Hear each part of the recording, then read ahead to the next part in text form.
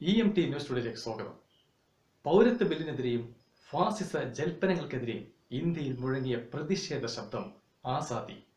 വീണ്ടും വീര്യം പകർന്നുകൊണ്ട് JNU വിപ്ലവ നായകൻ, ഇന്ത്യൻ ചെഗുവേര എന്നറിയപ്പെടുന്ന AISF ദേശീയ നേതാവ് കനയ്യകുമാർ നിയമസഭാ തെരഞ്ഞെടുപ്പിന്റെ ഇടതുപക്ഷ പ്രചാരണ വേദികളിൽ വീണ്ടും ആവേശമായി.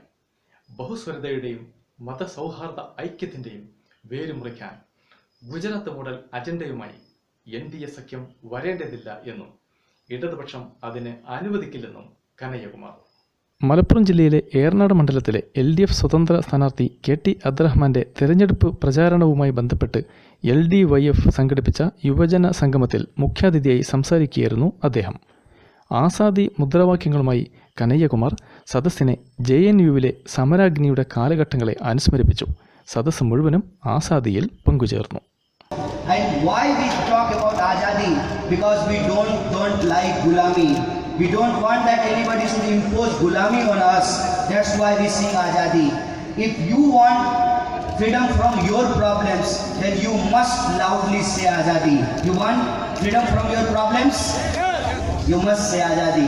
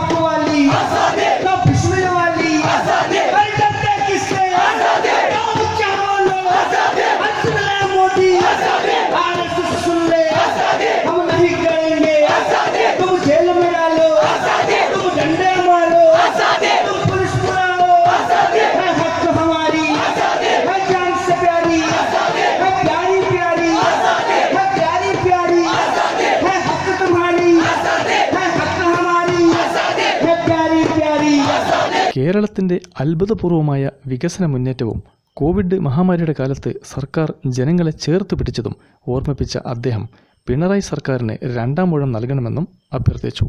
ഗുജറാത്ത് മോഡൽ ഭിന്നിപ്പിൻ്റെ അജണ്ട ഇതര ഇന്ത്യൻ സംസ്ഥാനങ്ങളിൽ നടപ്പിലാക്കുവാൻ നോക്കുന്ന മോഡി സർക്കാർ പക്ഷേ ഇടതുപക്ഷമുള്ള കാലത്തോളം അവരെ അതൊന്നും അനുവദിക്കില്ലെന്നും വ്യക്തമാക്കി.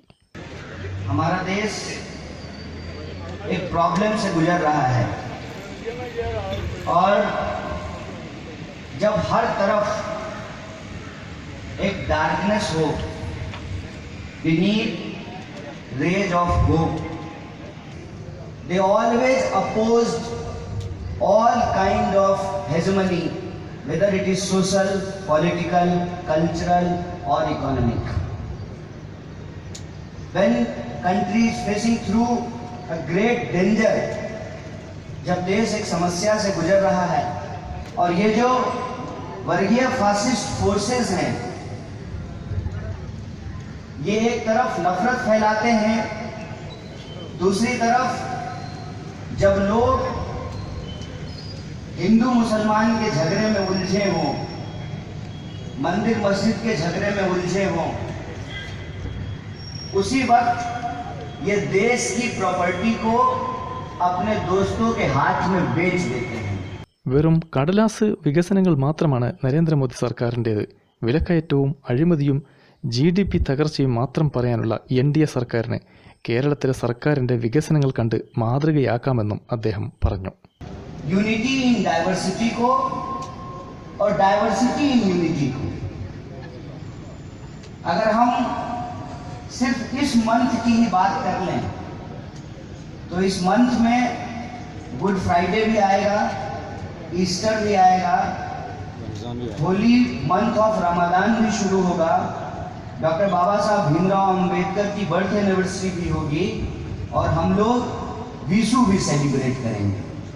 सो this is diversity of our society and without any fear we are free to practice our faith and belief.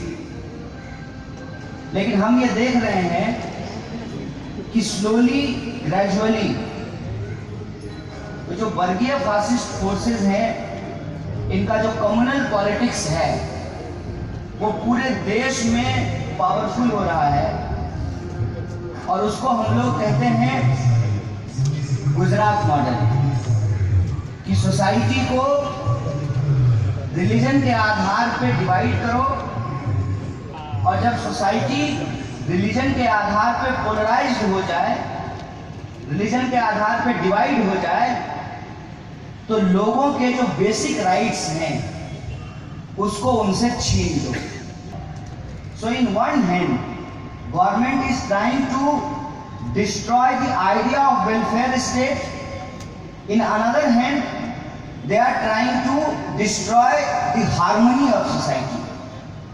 So when we combine these two things, it becomes Gujarat model.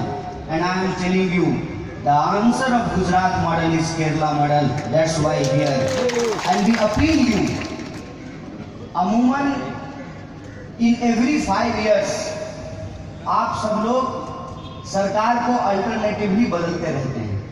DYFI Malappuram ജില്ലാ committee അംഗം K റഹീം അധ്യക്ഷത വഹിച്ച ചടങ്ങിൽ AIYF Eranad മണ്ഡലം secretary PT സലാം, CPM ജില്ലാ secretariat അംഗം C Divakaran, സംസ്ഥാന executive അംഗം PP സുനീർ, ഡിവൈഎഫ്ഐ മലപ്പുറം ജില്ലാ സെക്രട്ടറി മുബഷിർ PK, ജില്ലാ സെക്രട്ടേറിയറ്റ് അംഗം K ജിനേഷ്, AIYF സംസ്ഥാന കൗൺസിൽ അംഗം സഫീർ കിഴ്ശ്ശേരി, LJD മണ്ഡലം പ്രസിഡന്റ് മാലങ്ങാടൻ അഷ്റഫ് തുടങ്ങിയവരും സംബന്ധിച്ചു.